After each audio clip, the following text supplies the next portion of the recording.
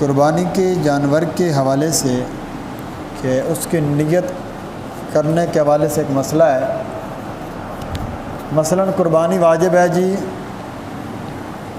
عورت کی، تو اس کا صرف اتنا ہی نیت کر لینا کافی ہے کہ یہ جو جانور ذبح ہو رہا ہے یہ میری طرف سے ہو رہا ہے، میں اللہ کے نام پر اپنی قربانی کر رہا ہوں۔ اب ہمارے ہاں نہ عورتیں قربانی کے معاملات میں دخل دیتی ہیں نہ ہی وہ شامل ہوتی ہیں، اس لیے ان